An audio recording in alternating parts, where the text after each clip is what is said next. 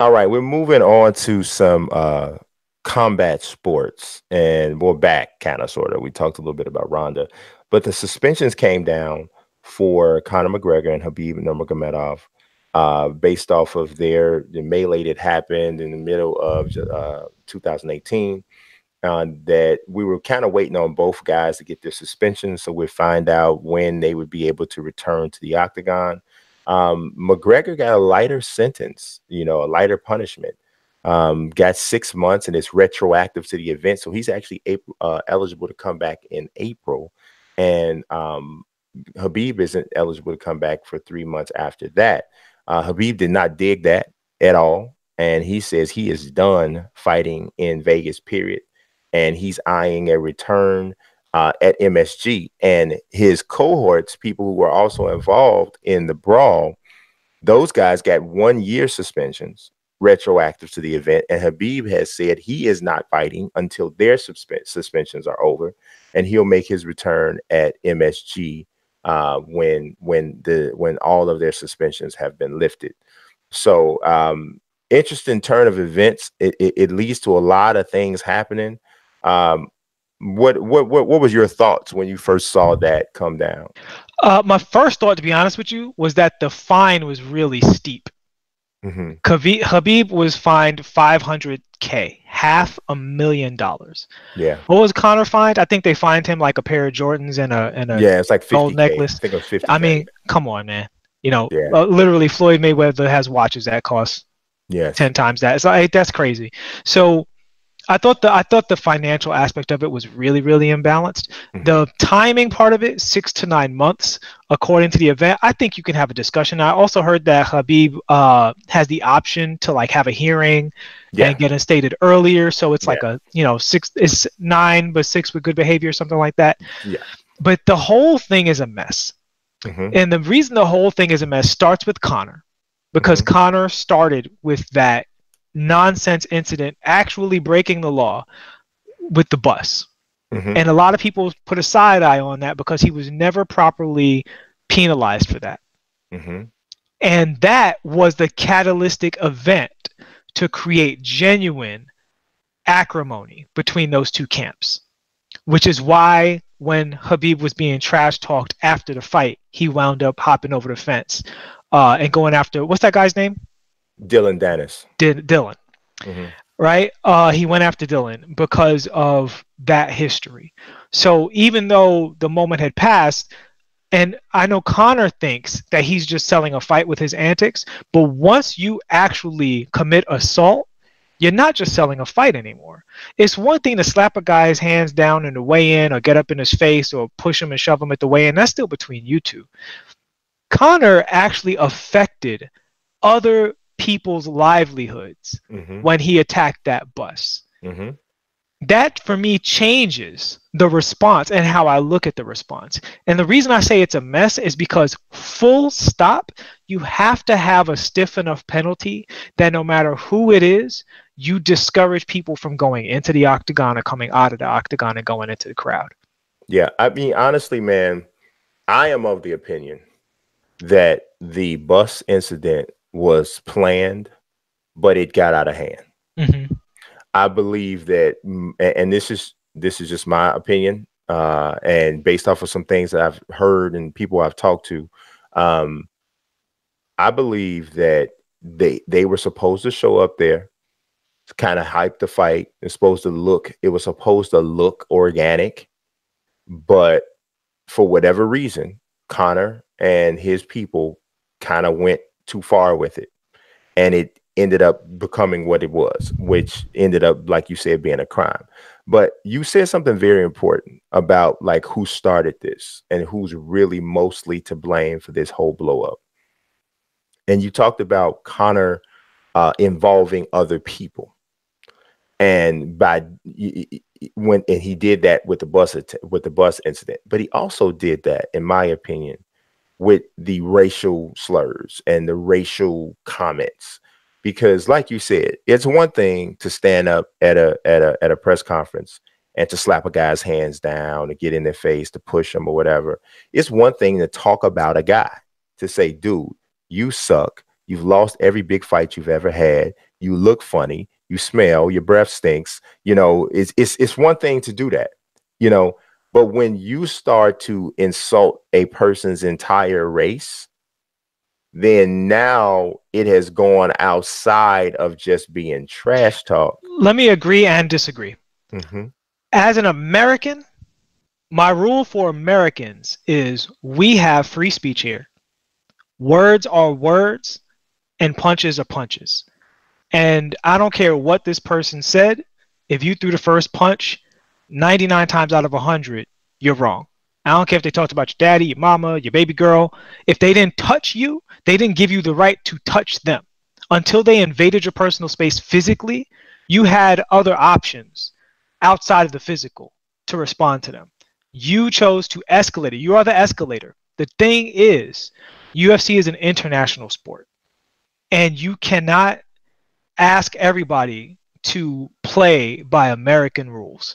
And Khabib is a devout Muslim from Russia. Mm-hmm. They take it differently than when you talk about their religion and their family and stuff like that. It's not just trash talk. That's crossing a line. And they will defend that honor physically. And Conor made it physical first anyway by attacking the bus. So it's kind of irrelevant about words versus physical action because Conor made it physical first by throwing objects, with him and his crew throwing objects at their bus and through their bus. But that having been said, I tend not to like to put anything on the words because that can still be a matter of handle it in the ring, send words back. But this case, it's not about the words. It's not about what he said. It's about what he did. And he assaulted, Khabib, Khabib's camp and many people in that bus. So it is what it is. Well, I mean, I would agree and disagree with what you just said because it is different for certain cultures. And I mean, it's even different for certain people in the United States. Now, is it right for a person to escalate something because they felt insulted by your words? No, it's not right. But it is a reality that exists. And there are people who, if you continue to poke at them in an area that is a sensitive area for them, they may respond in this way. And Conor knew it's no way in the world he didn't know. He's not an idiot. Mm-hmm. He knows that if you come at somebody from a racial standpoint, if you come at someone about their religion, that you're going to incite a certain level of anger out of them. And make no question, we're both on the show aware that Conor went way over the line with a lot of stuff he said. Way over the line with a lot of stuff. And it's not the first time. It's not the first time.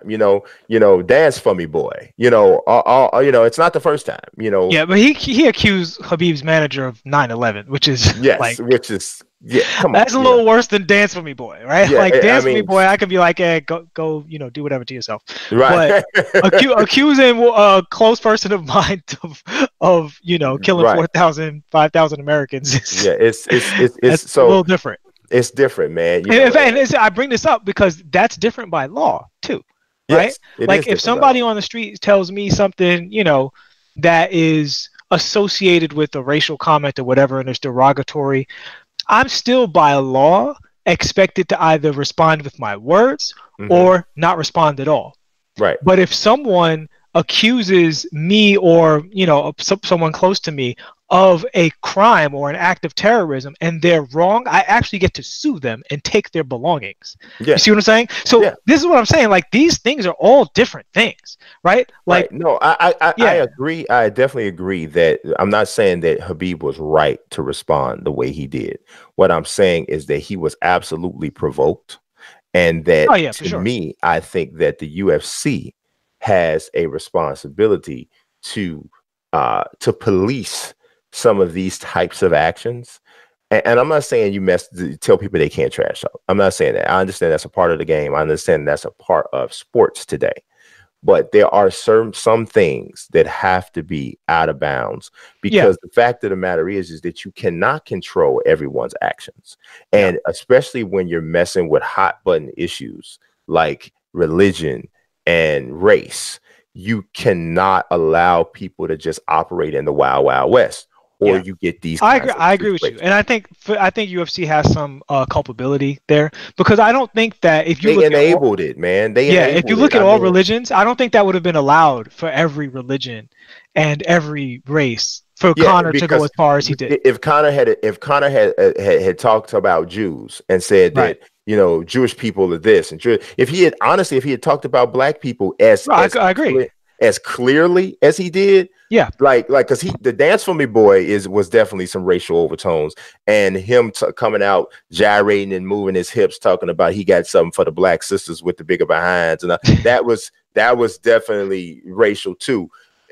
But you could try to spin that if you're going to try to defend him and try to make Right. that like Because that's there's not a difference quite between as something that's racially toned and or religiously toned and something that's an attack, right? yes. So it's one thing to make a comment about black people. Now it's racially toned, but what are you actually saying? What are you actually saying? That they're all inferior or they're all criminals? Like, what stereotype are you bringing up? Dance for Me Boy, from obviously history of America, harkens back to a specific thing, but the comment itself isn't specifically saying anything. I mean, it's racially toned. He can play in the weeds with that. Correct, because it's grayish area, right? Yeah. It's the kind of thing that if he was black or even half black and he had said it in a more friendly environment, you know, he doesn't mean it in a harmful way. But what he said about Khabib's people, there's only one way to take it. It's only, I mean, the Dagestani have chicken jaws. Literally, this is what he said. Like, dude, come on, you know. Yeah. So whatever, but so I don't know, man. I think it was imbalanced. I think Conor, obviously, special treatment all the time, all up and down. It is what it is. I don't have a problem with the timing of Khabib's sentence.